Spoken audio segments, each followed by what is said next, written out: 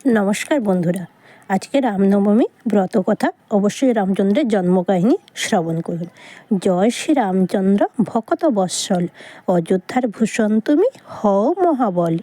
নিজের পাদস্পর্শে সতী অহল্যারে উদ্ধার করিলে, ধীবরের কাষ্ঠতরী বানাও সোনার।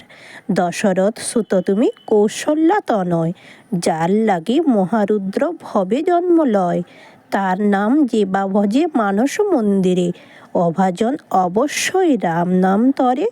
শুধুমাত্র রাম নামে যত পাপ হরে, মানবের সাধ্য নাই তত পাপ করে। অতএব রাম নাম করো মনসার, রাম নামে সর্বপাপে পাইবে উদ্ধার।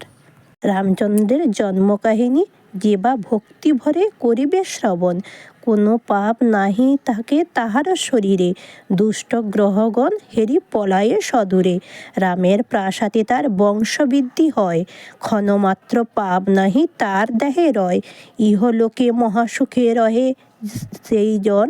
অন্তকালে চলে যায় বৈকুণ্ঠ ভুবন, পুণ্য শ্লোক বলি হয়ে বিদিত জগতে। চিরকীর্তি লেখা থাকে এই পুণ্যভূমিতে, তাই বলি শুনো কথা ওরে মুড়ো মন। দিবানিশি ভজ শ্রীরামচন্দ্রের চরণ। চৈত্র মাসের শুক্লপক্ষে নবমী তিথিতে প্রভু রামচন্দ্রের জন্মগ্রহণ করেছিল। সূর্যবংশী অযোধ্যা মহারাজা দশরথ, কৌশল্যা, কৈকেয়ী, সুমিত্রা 3 রানী ছিলেন, কিন্তু কোনো পুত্র না থাকায় সদাই মনে দুঃখে অন্তরে ব্যথিত ছিল। একদিন তিনি বনে গেলেন রাজা দশরথ মৃগয়া শিকার করতে। দূর থেকে জলে কলকল শব্দ শুনে ভাবলেন কোনো হরিণ জলপান করছে। এই মনে করে শব্দবেদী বাণ মারলেন। কাছে গিয়ে দেখলেন এক ঋষির পুত্র অঙ্গে বাণ বিদ্ধ হয়েছে। ঋষির পুত্র নাম ছিল সিন্ধু। সামনে রাজাকে দেখে বললেন, আপনি শুধু আমাকে বধ করলেন না, আমার অন্ধ পিতামাতাকে বধ করলেন, কারণ আমি ছাড়া তাদের আর কেউ নেই। এই কথা বলে ঋষির পুত্র বালক সিন্ধু প্রাণত্যাগ করল। তখন রাজা দশরথ সেই মৃত বালক সিন্ধুকে কোলে নিয়ে অন্ধমুনির আশ্রমে উপস্থিত হলেন এবং তাদের পুত্রের কিভাবে প্রাণত্যাগ করেছে অন্ধমুনিকে রাজাকে সব কথা জানালেন। দিয়ে তখন অন্ধমুনি অভিশাপ দিলেন, আমরা যেমন পুত্র শোকে প্রাণত্যাগ করছি, তুমিও তেমনি পুত্রবিদে হয়ে প্রাণত্যাগ করবে। মুনির সাববাণী শুনে মহারাজ বিন্দুমাত্র দুঃখ পেলেন না।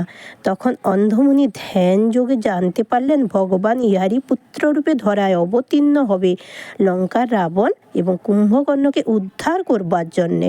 তারপর মহারাজাকে বললেন, বিভাণ্ড মুনির পুত্র ঋষ্যশৃঙ্গের দেহ মানুষের মতো, কিন্তু মুখমণ্ডলটা হরিণের বদন। তাকে নিজের রাজ্যে আনয়ন করে পুত্রেষ্টি যজ্ঞ করো, তাতে তুমি 4 পুত্র লাভ করবে। মুনির কথা শুনে মহারাজ দশরথ পরম আনন্দে বন থেকে ঋষ্যশৃঙ্গ মুনিকে নিজের রাজ্যে আনয়ন করে পুত্রেষ্টি যজ্ঞ করলেন। তাতে যে চড়ে উঠল তাকে সেটি 4 ভাগ করে রানীদের খেতে দিলেন। প্রথম ভাগ কৌশলা দেবীকে, দ্বিতীয় ভাগ কৈকেয়ী দেবীকে, তৃতীয় ভাগ এবং চতুর্থ ভাগ সুমিত্রা দেবীকে দিলেন এবং 3 রানী গর্ভবতী হলেন। চৈত্র মাসের শুক্লপক্ষে নবমী তিথিতে গ্রহ নক্ষত্রাদি সর্বসুমঙ্গল।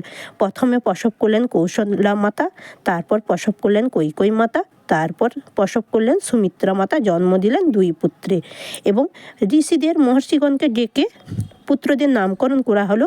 কৌশলা দেবীর পুত্রের নাম রাখা হলো শ্রীরাম, কৈকেয়ী দেবীর পুত্রের নাম রাখা হলো ভরত, সুমিত্রা দেবীর 2 পুত্রের নাম রাখা হলো লক্ষণ এবং শত্রুঘ্ন।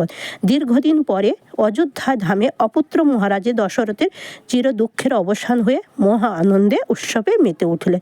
এটি ছিল প্রভু রামচন্দ্রের জন্মকাহিনী। অবশ্যই বন্ধুরা আজকের দিনে সবাই পাঠ বা শ্রবণ করবেন। জয় শ্রীরাম, জয় প্রভু রামচন্দ্রের চরণে শতকোটি প্রণাম।